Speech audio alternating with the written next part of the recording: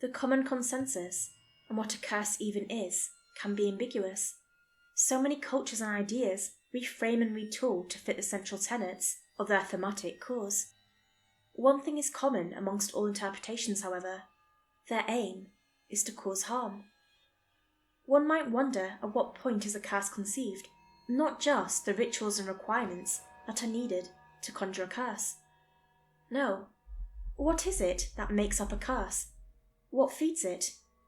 Some might answer hate or jealousy, and while those might be true for some, for me, the curse I bore and the curses I will bear are made up of one thing: resentment. I first noticed its infection one morning while getting dressed for classes. Running my fingers along the slight depression brought out goosebumps. It was slightly tender, and if I pressed on it hard, it elicited a painful pinch that caused my insides to tangle in panic. Withdrawing my fingers to inspect them, I noticed a slickness I couldn't account for. A slight black tint covered my fingertips, and I quickly rinsed them under hot water, but it did little to wash away the wave of anxiety that had come over me. I tried to push it aside. I had classes, term papers, and tests to worry about. I held out until the middle of my third class. By then, all I could think about was a series of horrible and fatal medical implications of the indentation. I ran all the way home, my body racked with shivers, and slammed myself inside my dorm bathroom, stripped off my shirt, and took a good look at it. It had gotten deeper, at least 2 centimeters into my chest now. It was where my sternum was, dead center between my 2 pectoral muscles. I pushed my finger in, and it actually gave some, causing a shadow of agony to blossom and ride through every nerve in my body. I spent the rest of the day researching what I could. Some stuff about dietary insufficiencies causing swelling and easily depressed skin. But this was different. The anxiety attacks started then, and continued for the next few hours. My roommate walked in during the midst of one, and saw my huddled form, trying to breathe. I heard the audible click of his tongue, and he left. 3 a.m. neared, and I still hadn't escaped that sinking feeling, the one that feels like an endless plunge towards death, and all the while your lungs struggle to pull enough air to fuel a scream. Drowning in plain sight. I looked desperately through Jake's things, and found a bottle of Benadryl. I washed a couple of them down, and waited until my eyelids grew heavy. I was barely able to crawl into bed before I fell into a deep slumber. The dreams it brought were bizarre and vivid. I was wandering through a landscape of abandoned suburbs, going from door to door, looking for one that was the right colour. It was late into the night when I finally found it, a dim street lamp casting down an amber spotlight in front of a dilapidated 2-story with a red door. The door opened as I walked up to it, revealing a barren living room lit by a corner lamp that flickered every few seconds. At its centre was a cobblestone well, ancient and unnerving. I recognised it. I had seen it countless times. On my worst days, I had dreamt of standing before it, yearning for hope or absolution. I had been silent instead, letting all I could not say seep into it. This inverted well, one that fed on despair instead of dreams, was now vibrating, shifting. Something was rising from its depths to greet me, and I was ready for it, yearned for it. Black fluid erupted from its opening, spraying the ceiling and walls and splattering across my face. Somewhere, a scream was reaching a fever pitch. I looked down and saw that my chest had split open, and the black fluid was streaming down in a cascade of pitch. An eye blossomed from the depths of that gaping ravine in my chest. It stared, focused, and recognition flooded into the empty white. From the hole in my chest, something was rising. A realization. The screaming. It had been me the whole time. I jolted awake, the pain in my chest the first thing to greet me. I heaved, sucking a breath, and my senses came alive. Next was the sweat-slick coat that had pulled around me, and I turned over to flip on a lamp. Light flooded my vision, but still, I was surrounded by darkness. No, not darkness, but stains. Black ink had seemingly spurted from my chest and splattered my bedding and floor. I ran my finger through it, all along my sternum, but I could not find the indentation, nor a source for the fluid. I got up in a panic, looking around the room. I was alone, my roommate never having returned, but there was a trail of black ooze. I followed the most prominent streak to a corner. There was a lump there, a polished, shiny black orb, where the oily ooze seemingly seeped from. My heart thundered as I approached it. I swore I thought I saw it twitch. I was in the middle of my hands and knees crawling towards it, when it jerked, moved, and stood. I fell back on my arse, letting out a half yelp, frozen as my gaze locked with it. It was the size of a rabbit, its tar-black skin reflective and polished. It had these beady eyes that were somehow darker than the rest of its body, and it waddled forward on stubby legs, no longer than 2 inches. It had arms too, stubs too, and they reached for me. I was scooting away from its path when it spoke in a pained and squeaky voice, as if its autonomy was ill-fitted for human speech. Even its grasp on human words was feeble. "No harm. I'm an ally." "What?" I couldn't help but respond. "You fed me, so now I repay you?" "How? In what way? What are you?" It blinked, as if contemplating how to answer my barrage of questions. It didn't have a mouth, but it spoke regardless. There was distance to its voice, so I was certain that it didn't speak directly to my mind. But then again, I didn't even think that was possible until now. "I am grown. Don't know from where or why. I think I could be a tool or weapon. I eat bad feelings, but I was left with no one around to feed me. Then you came and fed me, for a long time. Now I'm finally strong enough to repay." "Repay me how?" "I have fed on the dark of your heart. I know what it desires. I can take the shape of a curse," it said. "You're going to curse me? As repayment?" "No, that's not what was in your hearts. Yes, you hated yourself, but you hate others more. I can be the curse you cast on them." Something clicked in place and made its way closer to my mind, but it didn't bridge the distance entirely. It spoke. It knew, but I'd ask it how. "Pick the kind of curse. I can be misfortune, blindness, madness, even death. A killing curse," it said.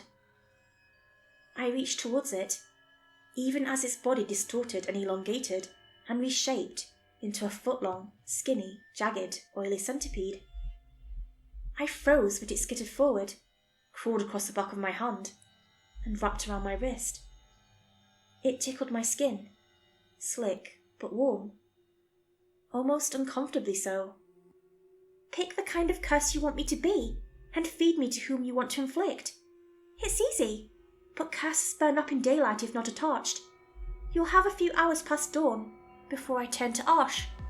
It fell silent afterwards, as if slumbering, but I couldn't sleep. I sat in the corner, thinking, watching the black stains left by the living curse dry up and evaporate into nothing. I had to look, periodically, at the oily centipede wrapped around my wrist to remind myself that I wasn't dreaming. But all it did was convince me that I'd careened off the precipice of sanity into some dysfunctional hysteria. I sat there until the sun rose, and like a clockwork mechanism, I got dressed and went to class. I was on autopilot, more depersonalized than I'd ever felt before, and I watched myself go through the motions of my life. It should have been a cry for help. You could see it spelled out clearly as day, and no one could have missed it. But they did. Or rather, they chose to ignore it, because that was what you were supposed to do with people like me. Dull rage set in, and it was what I stewed in as the hours ticked by. A building fury that could have blown out, but only boiled over and settled into dejected acceptance. I was ready to leave it at that, to let myself fade into a shadow like I had my entire life, to give up and crawl away to some recess, never to be found. But the searing pain of dozens of clawed insect legs digging into my flesh brought back the presence of mind. "Now! Now! Now! Now!" a voice chirped. I ran into a storage closet, barred the door, and pulled back the sleeve that hid the living curse. "What is it? Are you about to die?" "Not die! Return! Back to the labyrinth! Pick a curse now! Feed me to your enemy, before I disappear and all you're left with is ash!" "And if I haven't picked anyone? If I don't want to hurt anyone?" "Then let me burn in the light. Let me go. Never visit my well. Never feed me again. Move forward from your life. Move away from me, and you'll be free of me." It could be that easy to rid myself of this wretched thing. I thought about my day, my life, and the people closest to me. I couldn't let go. Not when they had all walked by, ashamed or indifferent, or worst of all, fearful. I had done nothing, and they feared me. I won't let it go. I can't. I don't know what I'll do, but I can't move on from this. I can't give you up, but I can't choose someone to suffer you. "Then eat me." I looked at the wriggling centipede, confused, blood fluid dripping from its body. "If you eat me, you inflict the curse upon yourself, not a full potency, but I'll live until you're ready to choose. If you hate enough, if you have the resolve, you can cast a shadow of my curse on all that meet your gaze. But you must hurry. My time fades." "I don't know what to pick. I don't want to suffer." "Then pick the curse that causes the least pain." "Which is? I don't know. Pick for me." "I am delirium. Now eat me, before it's too late." I didn't notice any change in the curse, except for the small cracks appearing in its carapace and the fraying of its antennae. I hesitated until a large crack formed across its bark. At that moment, I hoisted it up and opened my mouth wide, closing my eyes as I lowered it. It did the rest of the work, jerking free of my grip and slithering down my throat with brute force. Trailing that oily substance, I gagged, screamed. Tears ran, and I choked. But once it was down and settled, I was alone in that room. Nothing different. Until I stepped out, and it begun. A blurring of the world, where every sound was too sharp and grating, every colour too vibrant.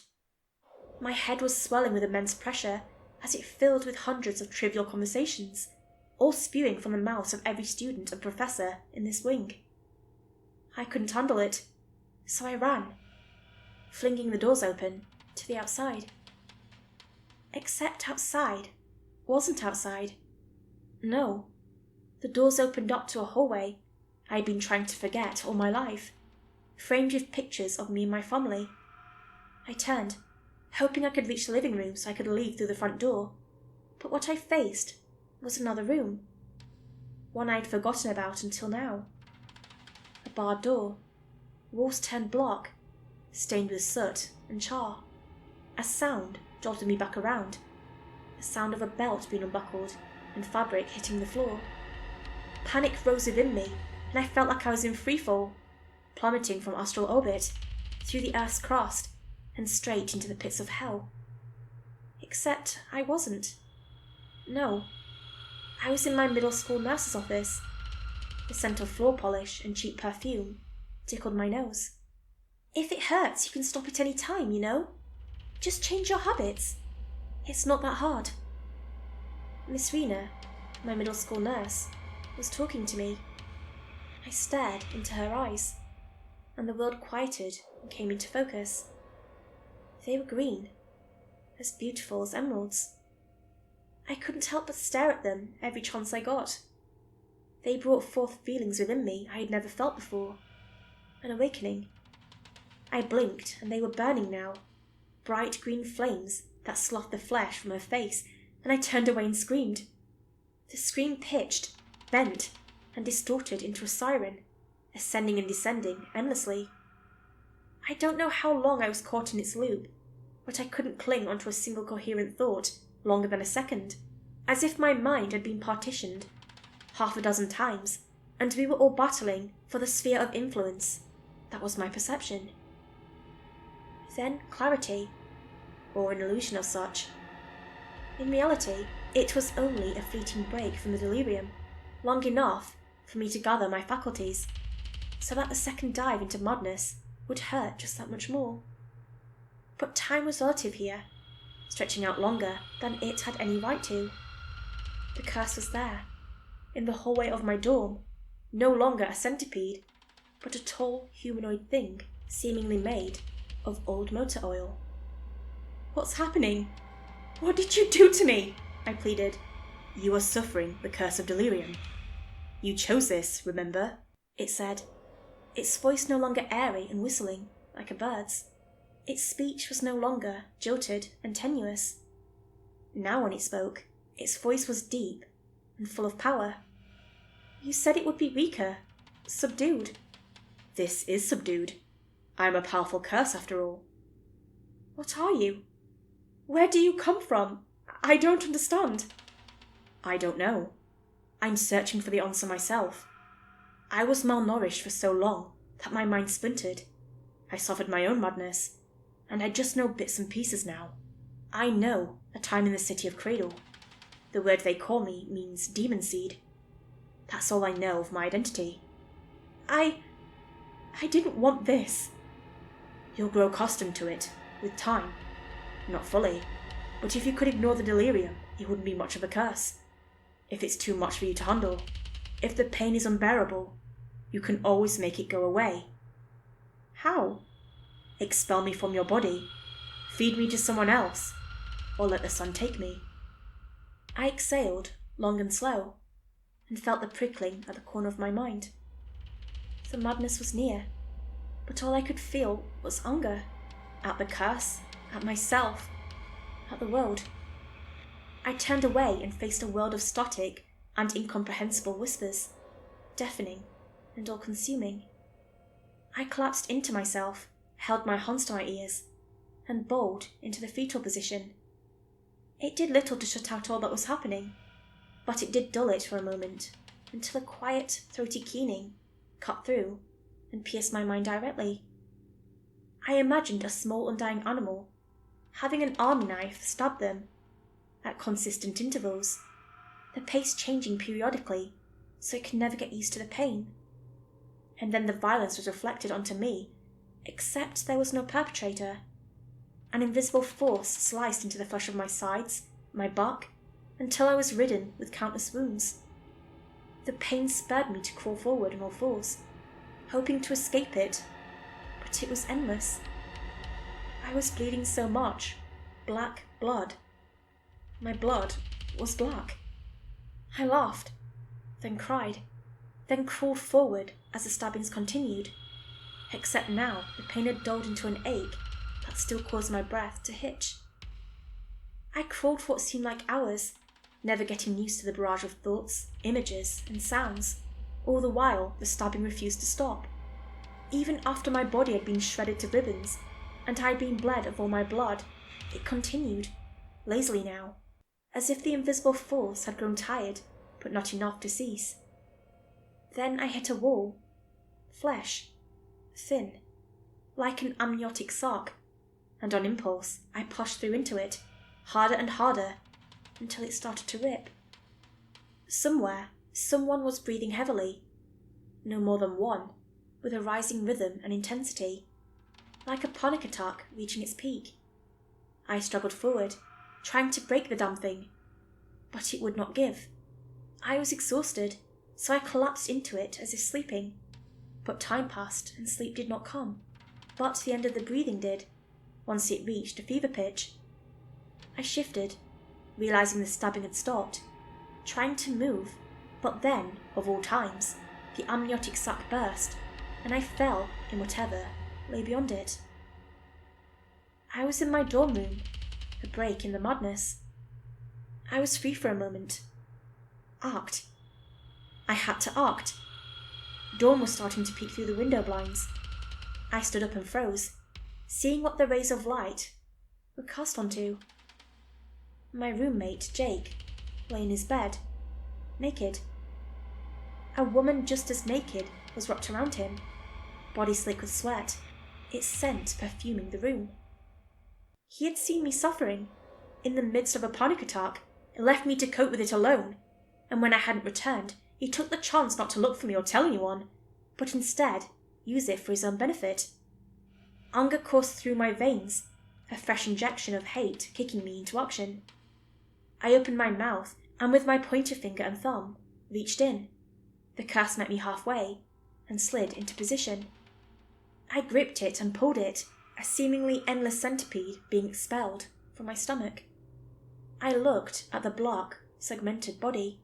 It writhed and moved in such a way that it reminded me a bit of an umbilical cord, and in a way, it was. A curse was being birthed, having grown stronger after I had housed and fed it with my own being. It was time to cut the cord then. I walked over to the pair as I pulled the last of the length free. The curse popped out like a cork, sending a spray of black fluid across the couple. Droplets of varying sizes landed and stained the woman's breasts, most of it pooling in between them, at her sternum. I stifled a laugh, as that's where I had first gestated this curse. I looked at Jake. The black spray had stained his face, beard, and clavicle, and a particularly large globule resting upon his lower lip. I shifted my gaze to the wriggling centipede before me. It was at least 4 feet long now, and twice its original width. I shuddered. Clarity flooded over me, and at that moment I realized that sometimes clarity was just perspective. I thought I knew suffering, thought I knew what it meant to shuffle through every day, dreading that the next day would be more of the same. But the inescapable madness brought a new understanding to me. I could have changed. At any point in time, I could have ended my ostracization. Sure, it was socially imposed, but it was not an incurable delirium. Follow the rules, conform, and you'll be mostly fine. You can make the hurt stop any time you want. So why didn't I? Why can't I now, at this very moment? I knew now that it was because it would be a rejection of self. The world goes on and on about how you should be yourself. That in itself was a virtue lauded and held up as one of the most important facets of existence. But now I know what they really meant was operate within the constantly shifting parameters of acceptability. Fail to adhere, evolve, or predict, and you are a threat. The true self that others revelled in evaded people like me. Instead, we had to construct a facade we passed off as real in order to thrive. But so many didn't, couldn't, wouldn't. How could they? It was all they knew. How could you discard that which defined them, the filter of their reality? I know what I am now, a worm that slinked through grime and lived in darkness.